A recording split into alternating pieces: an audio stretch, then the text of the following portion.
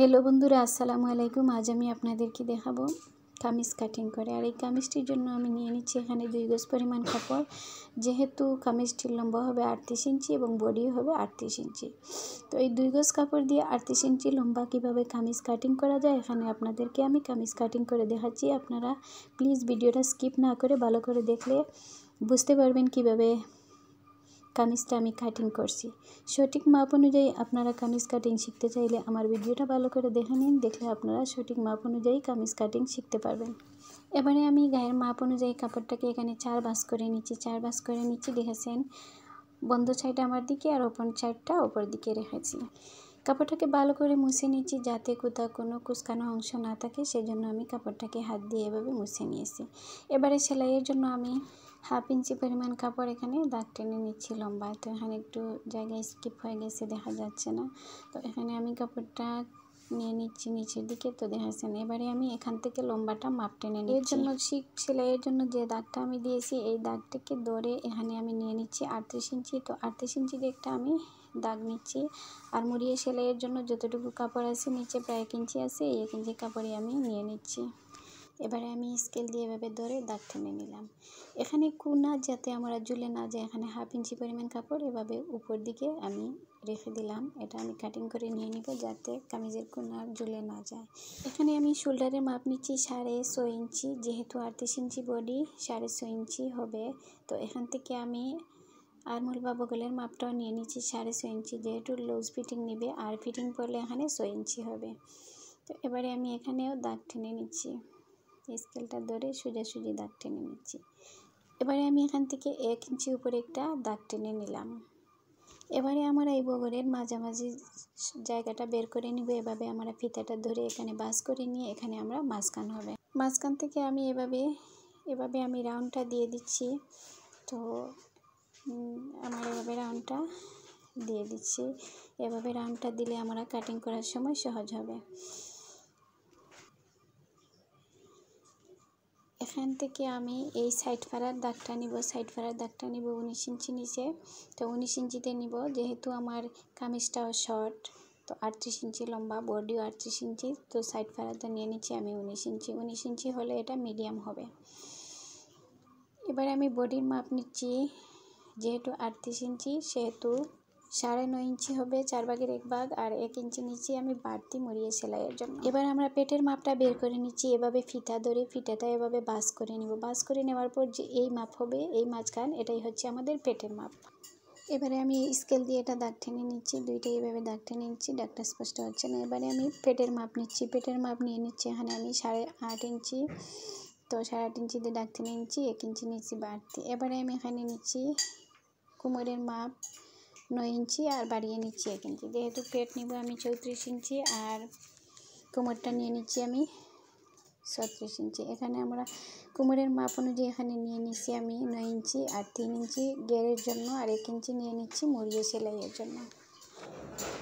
এবারে আমরা এই স্কেলটা এভাবে বসিয়ে নিব। এভাবে বসিয়ে আমরা এটাকে দাগ টেনে নিচ্ছি।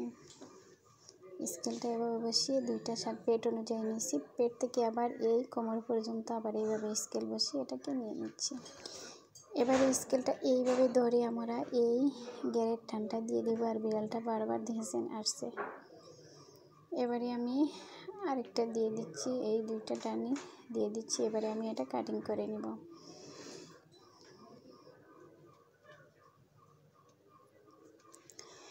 গলাটা আমি কাটিং করে নিয়ে এখন কাটিং করে দেখাচ্ছি। যেহেতু আমি পিছন গলা দিব, কলার আর সামনা গলা খোলা, তো 2 ইঞ্চি পরিমাণ নিয়েছি এদিকে, আর এটা নিচে নিয়েছি আমি 6 ইঞ্চি। এবারে এইভাবে স্কেলটা ধরে আমি এটা রাউন্ড করে নিয়ে নিচ্ছি।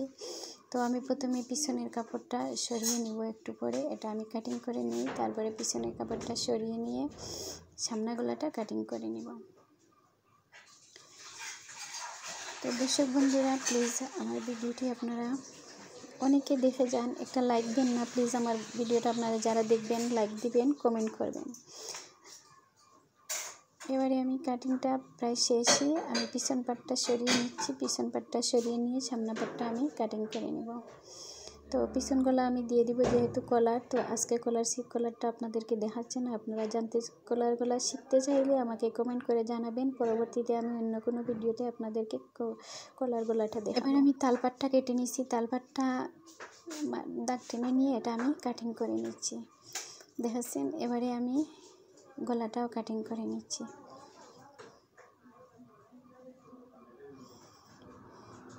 এবারে আমার কামিজ কাটিংটা প্রায় শেষ হয়ে গেছে। এবারে আমি কামিজটা একটু সরিয়ে নিচ্ছি। তো এবারে আমি হাতা কাটিং করব। হাতার জন্য আমি প্রথমে যে বাড়তি কাপড়গুলো রয়েছে এগুলো দিয়ে আমি হাতাটা কাটিং করে নিব। এই হাতার উপরে কিন্তু জয়েন্ট পড়বে, হাতার উপরে জয়েন্টের কাপড়টা আমি রেখে বাকিটা আমি মেপে নিব। তো প্রথমে আমি এভাবে কাপড়টাকে সাইজ করে নিচ্ছি, এখানে ভালো করে এটাকে বসিয়ে সমান করে চার ভাঁজ কাপড়টা এখানে নিয়েছি, যেহেতু আমার হাতার উপরে একটা সেলাই পড়বে।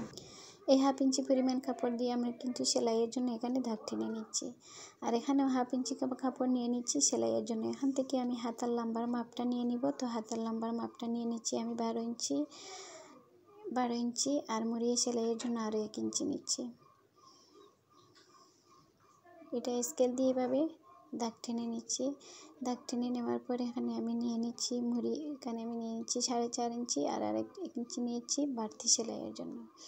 এবারে আমরা হাতা কাটিং করতে কখনো ভুল হবে না, যদি কামিজের পিছনের অংশ এভাবে এনে এর হাতাটা মেপে নিয়ে আমরা এইভাবে ফিতাটা ধরে, তো 10 ইঞ্চি হয়েছে, আর মুড়িয়ে সেলাইয়ের জন্য আরও 1 ইঞ্চি। তো আমি নিয়ে নিচ্ছি 10 ইঞ্চি, আর মুড়িয়ে সেলাইয়ের জন্য 1 ইঞ্চি, আর এইভাবে হাত দিয়ে আমি এটাকে কাটিং করে নিচ্ছি। এবার আমি হাত দিয়ে এটা দিয়ে দিছিলাম, কিন্তু স্কেল বসিয়ে এটা আমি কাটিং করছিলাম। কাটিংটা আপনাদেরকে দেখাতে পারিনি কারণ স্কিপ হয়ে গেছে। তো এবারে আমার হাতা কাটিংটা প্রায় শেষ হয়ে গেছে, হাতা কাটিং শেষ। এবারে আমি তালপাটের অংশটা কেটে আপনাদেরকে দেখাবো কিভাবে আমি তালপাট কাটিং করছি। প্রথমে এইভাবে আমি এই জয়েন্টটা দিয়ে দিচ্ছি, এই জয়েন্টটা দিয়ে এই দেখেন বাটিয়াল দিকটা উপরে রেখেছি, আর এবারের কাপড়ের অংশটা আমি এভাবে এই দেখেন 2 বাটিয়াল দিক একই দিকে থাকবে, উপরে উল্টো দিক, নিচে বাইটল দিক, আর নিচের পাটের নিচে উল্টো দিক, উপরে বাইটল দিক। তখন আর আমরা তালপাট কাটার পর হাতা কাটিংয়ের পর যখন আমরা সেলাই করব তখন আর কোনো অসুবিধা হবে না। এখানেও আমরা 1/2 ইঞ্চি পরিমাণ কাপড় এভাবে তালপাটের জন্য কেটে নিচ্ছি। তো দর্শক বন্ধুরা, এবারে আমার কামিজ কাটিংটা শেষ হয়ে গেছে। এই দেখেছেন হাতার কাপড়, কামিজের কাপড়, আর এই টুকরোগুলো আমি সেলাই করে পট্টি দিব।